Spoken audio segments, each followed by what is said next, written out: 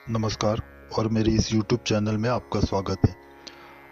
आज मैं आपको एक अत्यंत प्रभावी विद्वेषण शाबर मंत्र के बारे में बताऊंगा, जिसका उपयोग करने से आप किसी भी दो व्यक्ति के बीच में विद्वेषण पैदा कर सकते हैं, या आम चाल की भाषा में हम उसे फूट डालना बोलते हैं।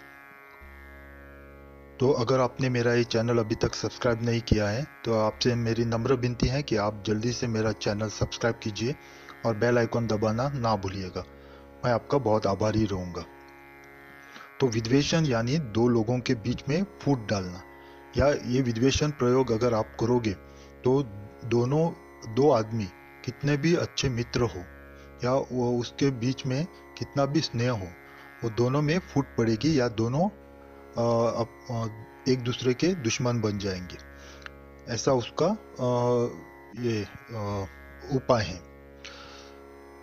तो आपसे नम्र विनती है कि आप किसी के द्वेष में आके ये उपाय ना करें, क्योंकि हो सकता है कि इसका उस पर असर ही ना हो या उसका उल्टा असर हो जाए।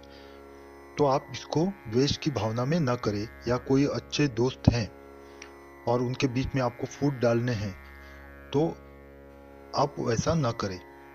अगर इसका ये जो तंत्र विद्या में विद्वेषण मंत्र जो है वो रहते हैं सिर्फ जन कल्याण के लिए, यानी अगर जन कल्याण के लिए ये फूट डालना या विद्वेषण करना जरूरी है तभी ये प्रयोग आपको करना है, नहीं तो इससे पाप लगता है।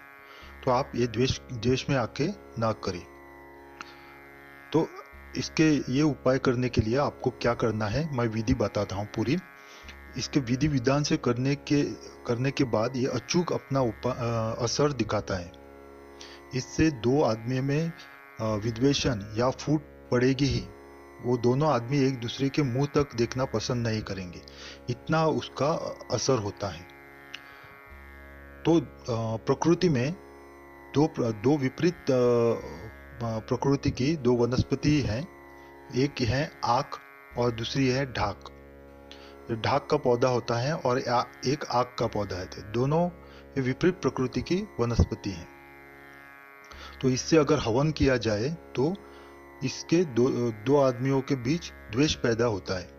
एक बहुत ही प्रभावी उपाय है और इसके जोड़ में एक शाबर मंत्र है। तो उस दोनों को मिला के, यानी वो वनस्पति तंत्र है और शाबर मंत्र है, दोनों को मिलाने के बाद ये महाविद्वेषण एक उपाय बनता है या प्रयोग होता है। तो इसके करने के लिए आपको क्या करना है, ढाक के पेड़ के 108 सूखे पत्ते लीजिए। सूखे पत्ते चाहिए क्योंकि वो जलने चाहिए। और ढाक और आक के दोनों को मिला के 108 यानी 216 हो गए। वो पत्ते आप सूखे पत्ते चाहिए, वो आप लेके आइए। उस पे मैं जो मंत्र बताऊंगा उच्चारण करके, और जो मैंने स्क्रीन पे भी आपको मंत्र दिया है, उस मंत्रों को आपको उस पे काली स्याही से, कोई भी काली स्याही चलेगी, आप स्केच का भी उपयोग कर सकते हैं। जो ड्राइंग निकालने के लिए स्केच पेन रहता है उसका भी आप उपयोग कर सकते हैं, या फाउंटेन पेन का भी यूज कर सकते हैं। तो स्याही काली होनी चाहिए। तो काली स्याही से आपको ये मंत्र लिखना है। तो मंत्र मैं पहले बताता हूं आपको। मंत्र इस प्रकार है, आंख ढाक दोनों बगराई, अमुक अमुक ऐसे लड़े जैसे कुकर बिलाई, आदेश गुरु सत्य नाम को।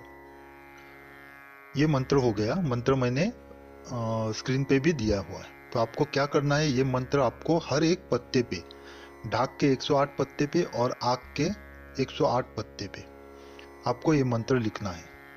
और शनिवार के दिन ये लिखना है, और शनिवार की आधी रात्रि को आपको एक हवन करना है। आप लकड़ी कोई भी लीजिए, आम की लकड़ी लीजिए या कंडे पर कीजिए आप। तो 108 बार आपको मंत्र बोलना है, और एक ढाक का पत्ता और एक आख का पत्ता, आख का पत्ता और ढाक का पत्ता एक एक लीजिए, और एक बार मंत्र बोलते हुए आपको हवन में डालना है। वो ऐसे आपको 108 बार करना है। ये उपाय करने के बाद आप देखोगे कि कुछ ही दिनों में जो जो भी व्यक्ति, दो व्यक्तियों के बीच आप विद्वेषण करना चाहते हो, तो मंत्र अमुक अमुक जहाँ पे है वहाँ आपको दोनों का नाम लिखना है।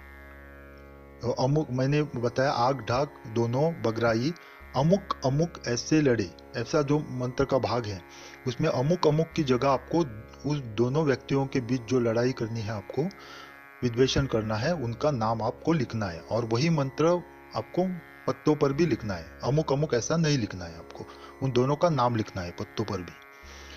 तो ये हवन करने के बाद कुछ ही दिनों में जिनका भी आपने दो आदमियों का नाम लिखा है उनमें विद्वेषण होना शुरू हो जाएगा, और कुछ ही दिनों में वो इतने दुश्मन हो जाएं कि कभी भी अपना एक दूसरे का वो मुंह नहीं देखेंगे।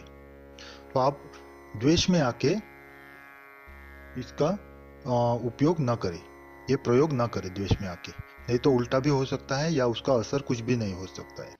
तो आप जन कल्याण के लिए इसका उपयोग करिए और इसका फायदा उठाइए।